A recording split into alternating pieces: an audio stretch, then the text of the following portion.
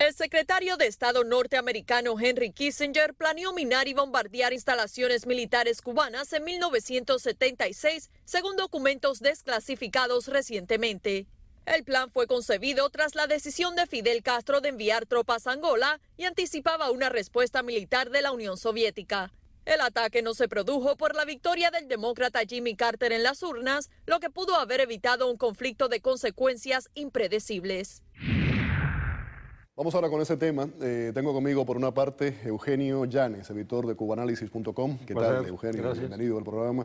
Y Fran Rodríguez, analista político. Fran, bienvenido, como siempre. Qué bueno que estás aquí con nosotros. Siempre surgen, ¿no?, revelaciones sorpresivas sobre Cuba, el pasado, la época, la Cuba de Fidel Castro, ¿no? Ahora dicen esto de que Henry Kissinger planeó bombardear y minar a Cuba. Para los dos la pregunta, Eugenio, ¿le damos crédito a ese informe? Si decimos textualmente planeó bombardear, me parece que estamos exagerando las cosas. Yeah. Kissinger, como secretario de Estado, se encuentra en una situación escandalosa. Cuba manda de un solo golpe 36.000 combatientes en Estamos hablando Angola. del año 75, ¿no? 75. Desde octubre del 75 mandó el primer batallón de tropas especiales del Minin. Angola. Y en el Congreso del Partido Comunista, en diciembre del 75, se dice públicamente ya lo que se está mandando. Si nos ponemos a ver, Cuba estaba mandando gente al África desde el 63, cuando mandó el primer batallón a Argelia. El problema de esto es que es un escándalo, porque manda 36.000 personas y la reacción de Kissinger es: si un país con 8 millones de habitantes no puede hacer esto, van a perder el respeto. Vamos a poner precisamente la declaración o presunta declaración que hizo Kissinger en su momento con relación a esto. La tenemos ahí en pantalla. Dice: si se extiende la percepción de que estamos tan debilitados que no podemos hacer nada con una isla de 8 millones de habitantes, entonces dentro de 3 o 4 años tendremos una crisis real. Francisco. Bueno, el señor Kissinger estuvo muy activo en contra del comunismo en diferentes lugares, pero es un personaje muy complejo. En aquellos momentos hay que recordar que Estados Unidos acabamos de perder la guerra de Vietnam. El país estaba muy desmoralizado, puesto que habían sacado de la presidencia a Nixon, por primer presidente en la historia removido de su cargo, o forzado a tener que renunciar.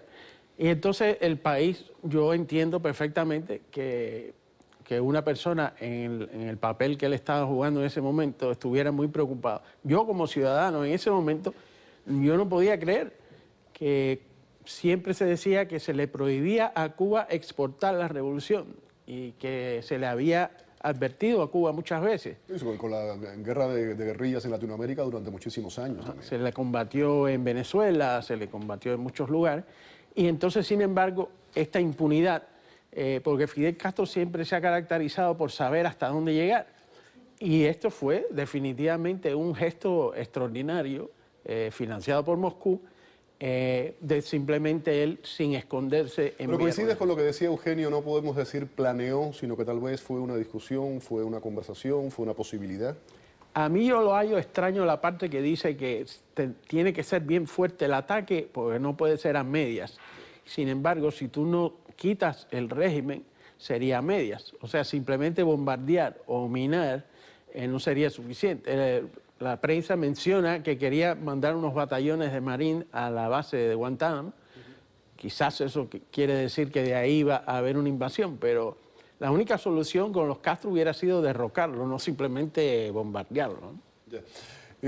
Eugenio, año 76 no había colapsado la Unión Soviética. ¿Qué hubiera pasado? ¿Qué repercusiones hubiese tenido eso?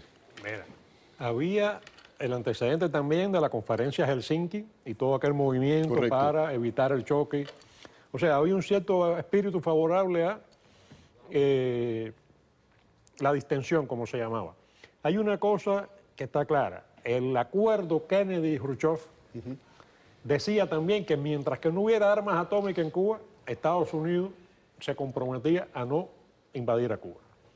Entonces, en este momento que Kissinger está planteando esto, no hay armas atómicas en Cuba.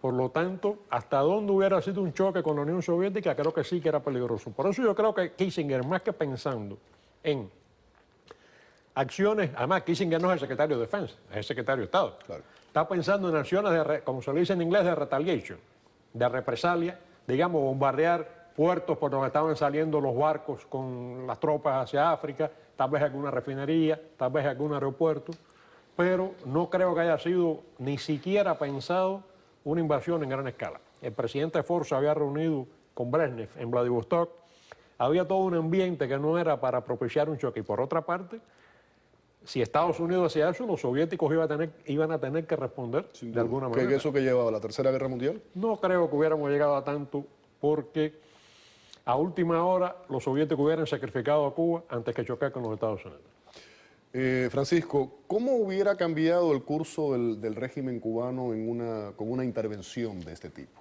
Vamos a situarnos de nuevo, vamos a año 1976, la geopolítica que había en aquel momento no es lo actual.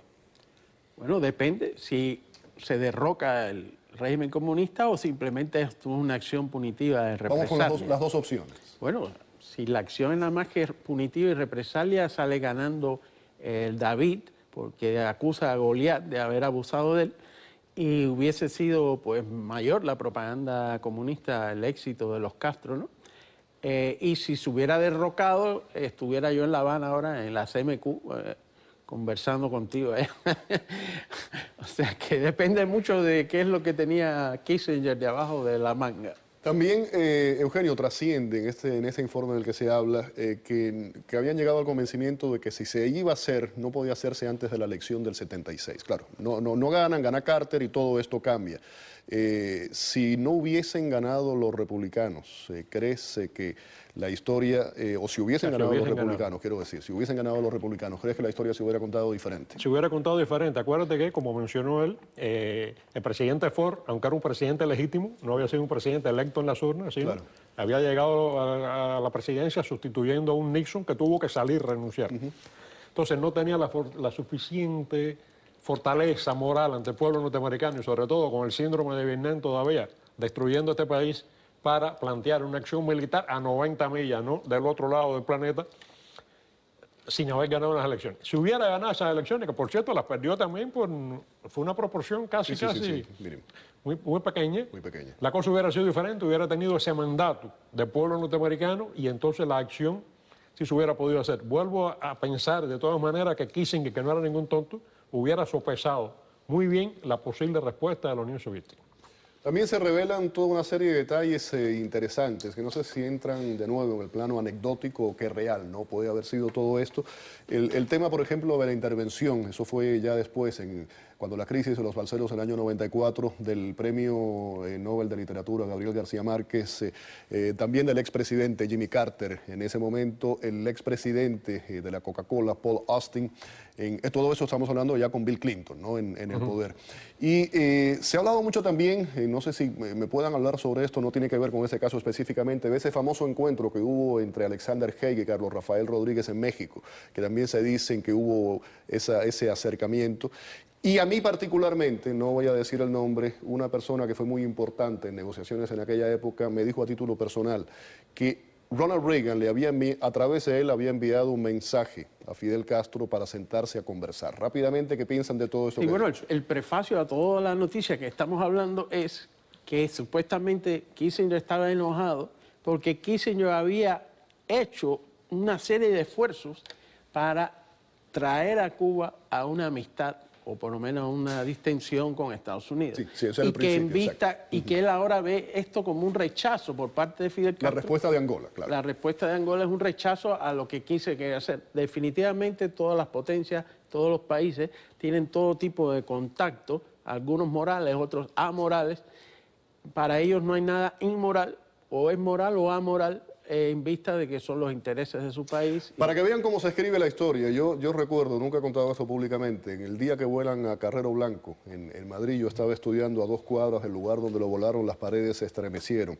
Kissinger estaba en Madrid en aquel momento y se decía que ese día iba a ir a misa con Carrero Blanco, iba a acompañar a Carrero Blanco en el auto, o sea que presuntamente si hubiese ido en el auto hubiera volado junto con Carrero Blanco. Y de nuevo, la incógnita que se abre es qué hubiese pasado si la ETA en ese momento vuela a Henry Kissinger. También la historia se hubiera contado diferente. Un detallito. Sí, rápido porque tengo que ir. No fue solo Kissinger, desde Kennedy, Johnson, Nixon, Ford, Carter, Clinton, Reagan, ha habido intentos del gobierno norteamericano por mejorar las relaciones con Cuba y siempre ha sido la parte cubana, Fidel Castro concretamente, el que las ha impedido de una manera o de otra. Gracias a los dos por haber estado aquí en el programa. Vamos a la pausa y al regreso vamos a cambiar de tema y vamos a hablar de miles de trabajadores norteamericanos que ven el sueño americano cada vez más lejos de su alcance. Vamos a explicarles por qué y vamos a contarles específicamente el caso de una mujer de origen portugués que vivía en Elizabeth, New Jersey.